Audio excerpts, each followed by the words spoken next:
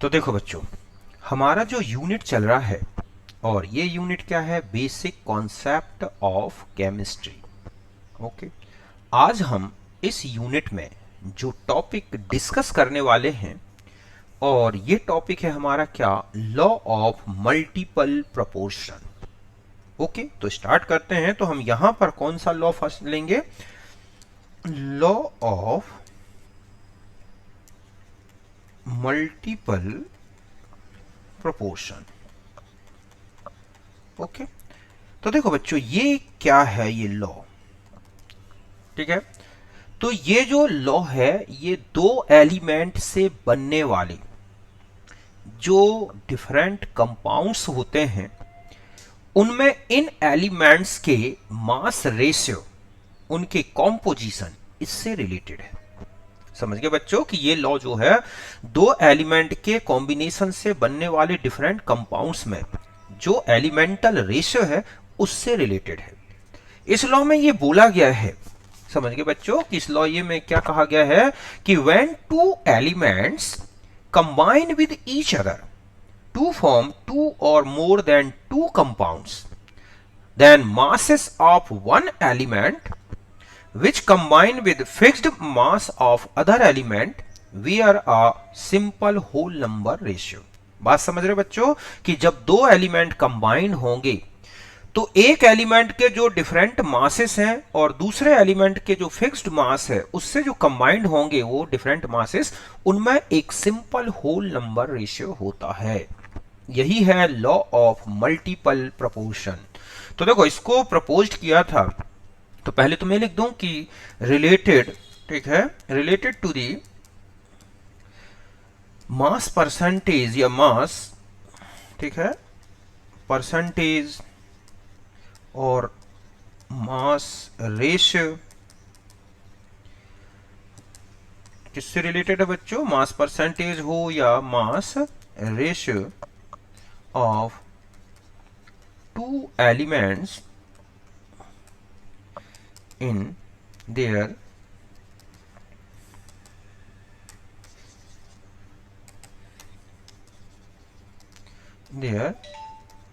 compounds।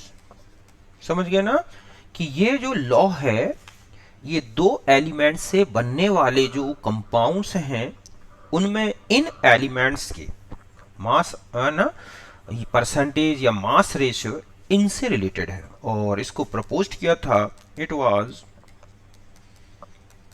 Okay proposed by, किसने proposed किया था बच्चों? डॉल्टन ने। डॉल्टन 1803। ठीक है। अब हम आ जाते हैं कि ये लॉ क्या कहता है। अकॉर्डिंग टू दिस लॉ, अब देखो बच्चों, ये लॉ क्या कहता है, ठीक है, कि when two elements combine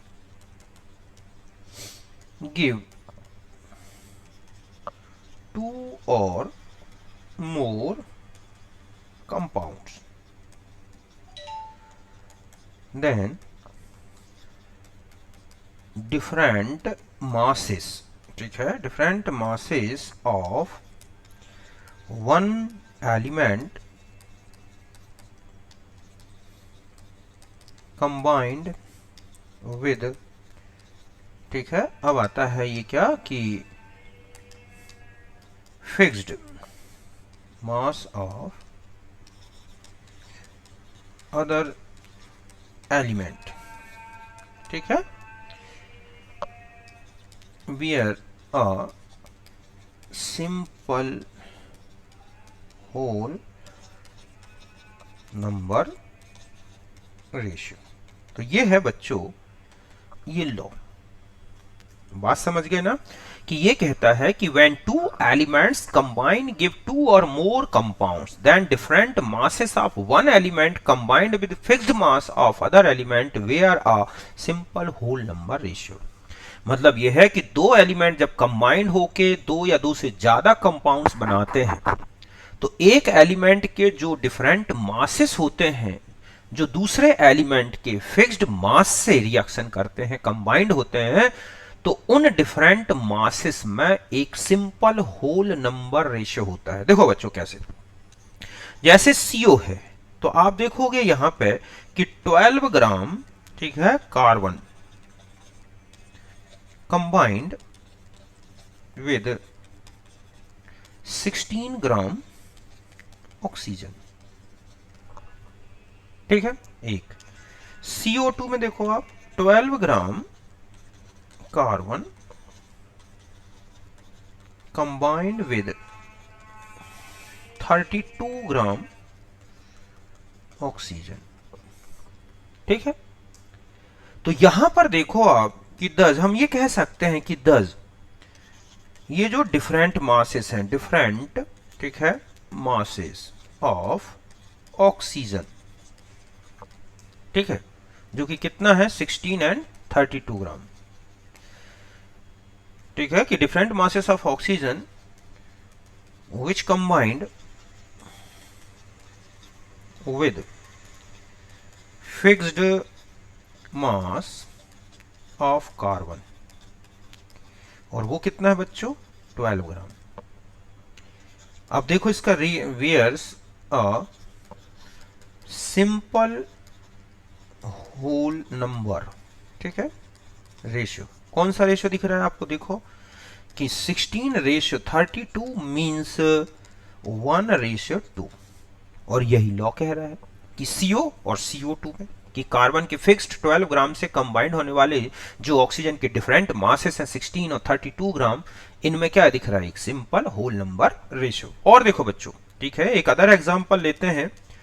अगर हम देखें कि ऑक्साइड्स ऑफ नाइट्रोजन, ठीक है, आप देखोगे कि ऑक्साइड्स ऑफ नाइट्रोजन बिल्कुल सिंपल होल नंबर रेशियो या लॉ मल्टीपल प्रोपोर्शन को फॉलो करता है। देखो कैसे, यहां पर हम ऑक्साइड ले लें, ठीक है, यहां मास ऑफ नाइट्रोजन देखें, ये है, फिर यहां पर ले लें हम मास ऑफ ऑक्सीजन, यहां पर है मास रेशियो, ठीक है। देखो ऑक्साइड है N2O, ठीक है, नाइट्रोजन कितना दिख रहा है 28, ऑक्सीजन कितना दिख रहा है 16। अगर मैं इसका 14 कर दूं नाइट्रोजन का, तो हम इसे लिख सकते हैं 8। आधा आधा कर दिया मैंने दोनों का मास रेशियो नहीं, ठीक है, 1। फिर NO में आ जाओ, ये है 14 ग्राम, ये है 16 ग्राम, तो यहां देख रहे हैं आप कि ये हो गया, किस तरह हो गया 14:8, ठीक है।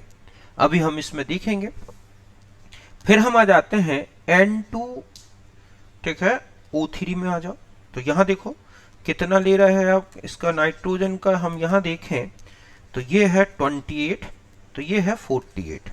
अगर मैं इसे 14 कर दूं तो ये कितना हो जाएगा बच्चों 24, ठीक है, 8 16 24। फिर और देखो, फिर आ जाते हैं N2O4 में कि ये है 28, तो ये है 64। अगर हम ये कहें कि ये 14 है तो ये है 32, और एक है N2O5 28 ग्राम, ये है 80। अगर मैं इसे 40 कर दूं तो ये कितना हो गया 40 ग्राम, ठीक है। अब अगर आप इसमें देखोगे कि नाइट्रोजन रेशियो ऑक्सीजन देखो तो 1:1, 1:2, 1:3, 1:4, मतलब यहां पर मैं एक सिंपल रेशियो लिख दूं, और ये है 1:5। तो अब आप देख रहे हैं कि अगर हम नाइट्रोजन का मास फिक्स रखते हैं 14 ग्राम, तो उससे कंबाइंड होने वाले जो ऑक्सीजन के डिफरेंट मासेस हैं, उन डिफरेंट मासेस में क्या दिख रहा है आपको, एक सिंपल होल नंबर रेशियो। तो आप यहां लिख सकते हैं कि 10, ठीक है, कि ये है डिफरेंट मासेस ऑफ ऑक्सीजन, और ये कितने बच्चों 16 30, ठीक है, यहां देख रहे हैं आप 8 से शुरू हो रहा है, तो डिफरेंट मासेस मतलब 8 ग्राम, 16 ग्राम, 24 ग्राम, 32 ग्राम, 40 ग्राम, ठीक है। 10 डिफरेंट मासेस ऑफ ऑक्सीजन जो कंबाइंड हो रहे हैं, आप देख रहे हैं कंबाइंड विद, ठीक है, फिक्स्ड मास ऑफ नाइट्रोजन। अब वो कितना है बच्चों, नाइट्रोजन मींस कितना है 14 ग्राम, ठीक है, इस तरह से, ये है 14 ग्राम। तो यहां पर आप देख रहे हैं कि where a simple whole number ratio, कौन सा रेशियो दिख रहा है देखो आप, 1:2:3:4:5। तो ये यहां पर इलिस्ट्रेट होता है। तो यहां तक बात क्लियर है। तो ध्यान से देखें कि अगर आपको कोई क्वेश्चन थ्योरेटिकल दे रखा है और उसमें लिखा है कि दो एलिमेंट कंबाइंड होके ये कंपाउंड्स बना रहे हैं, तो बताओ ये किस लॉ को फॉलो कर रहे हैं। तो अगर कोई भी क्वेश्चन इस तरह से है कि वो एक से ज्यादा कंपाउंड बना रहे हैं, तो समझ जाओ कि आप लॉ ऑफ मल्टीपल प्रोपोर्शन को फॉलो कर रहे हैं। ठीक है, जैसे एक क्वेश्चन है यहां पर देखो न्यूमेरिकली कि ये कह रहा है कि हाइड्रोजन, ठीक है, एंड ऑक्सीजन, ये है hydrogen and oxygen give two compounds.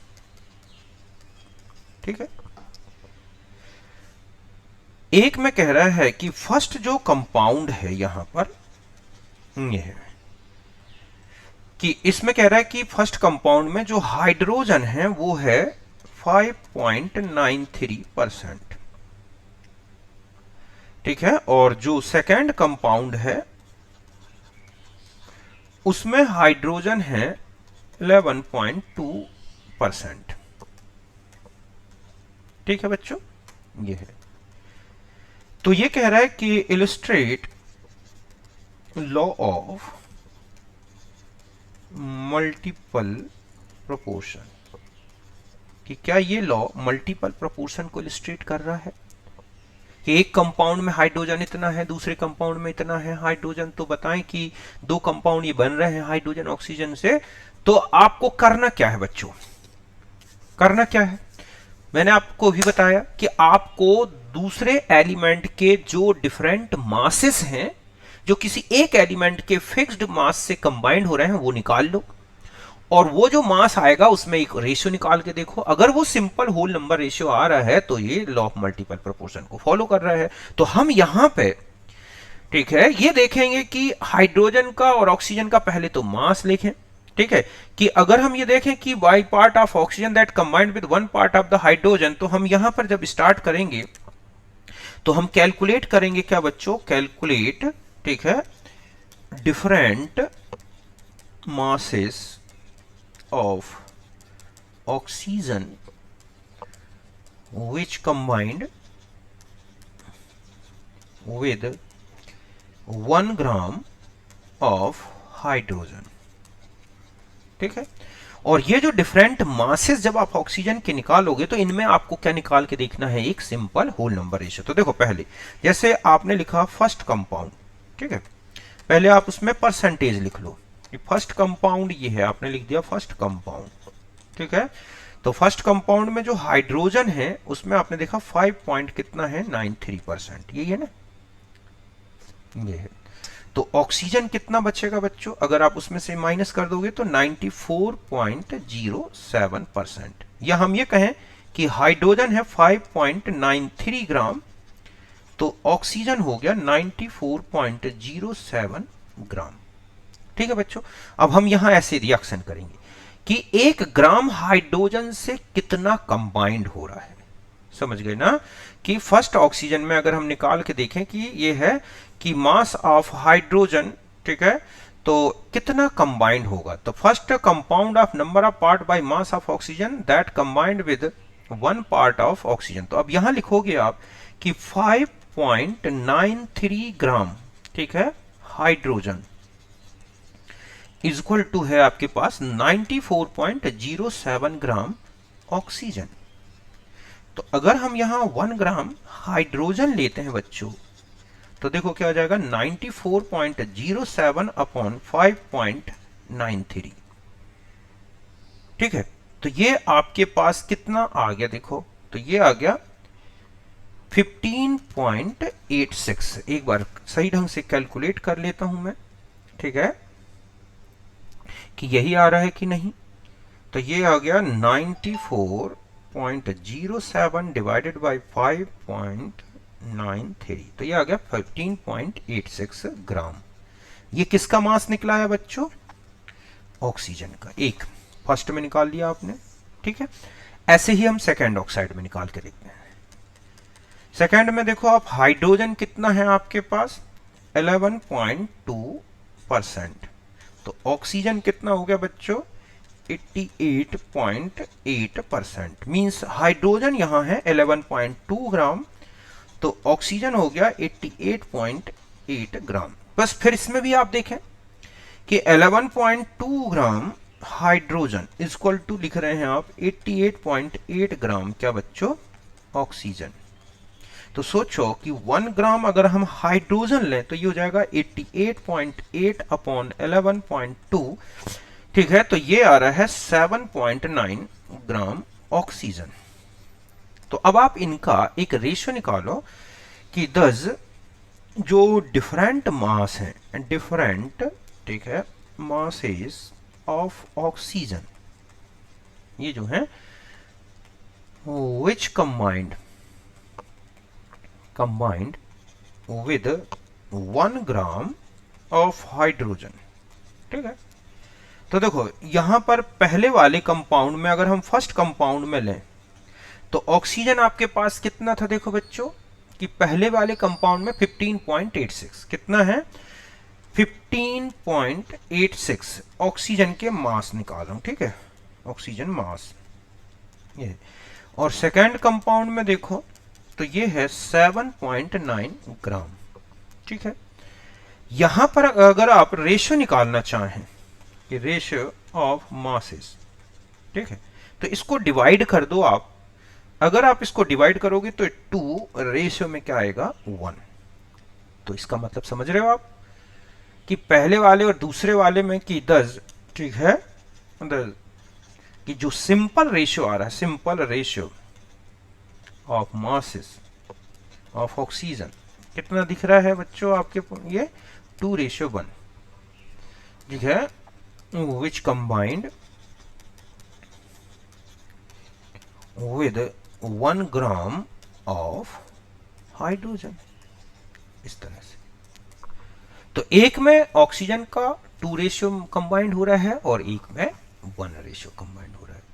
तो इस तरह से हम ये कहें कि एक H2O बन रहा है तो एक H2O2 बन रहा है, कि इसमें एक ऑक्सीजन है तो इसमें 2 ऑक्सीजन है। हाइड्रोजन तो दोनों में सेम है, 2-2। तो इस तरह से ये 2 कंपाउंड पॉसिबल है। तो इस तरह का कोई भी क्वेश्चन दिखता है जिसमें आपको ये लिख दे कि 2 एलिमेंट मिलके इतने कंपाउंड्स बना रहे हैं, तो बताएं कि ये किस लॉ को फॉलो कर रहे हैं, तो आप समझ जाएं। जैसे यही लिख दूं मैं कि इसमें लिखा है कि एलिमेंट, ठीक है, ये है हमारे पास क्वेश्चन कि आप इसको तुरंत पहचान जाओगे कि ये किस लॉ को, कि एलिमेंट, ठीक है, X फॉर्म 5 ऑक्साइड, और ये ऑक्साइड है मान लो X2O, XO, X2O3, X2O4 and X2O5। तो दीज, ठीक है, ऑक्साइड फॉर्मेशन, ठीक है। तो आपसे पूछ ले कि these oxide formation follows which law, तो जस्ट तुरंत आप लिखेंगे कि इट, ठीक है, या दीज फॉलो, कि दीज ऑक्साइड फॉर्म, ठीक है, these oxide formation form which law या फॉलोज विच लॉ। तो आप लिख देंगे सीधा है कि ये हो गया दीज ऑक्साइड, ठीक है, follow law of multiple proportion. यही हुआ ना बच्चों, क्योंकि आपको देख रहे हैं कि इतने ऑक्साइड, ये नाइट्रोजन के ऑक्साइड ही तो दे रखे हैं। तो इस तरह के क्वेश्चंस आपको मिलेंगे। तो समझ गए बच्चों अच्छे से कि लॉ ऑफ मल्टीपल प्रोपोर्शन में आपको क्या करना है, इस तरह से सॉल्व करना है। ठीक है बच्चों, अब हम मिलेंगे नेक्स्ट लॉ में। अभी मेरे पास टाइम कम है इसलिए बाद में देखता हूँ। ठीक है बच्चों।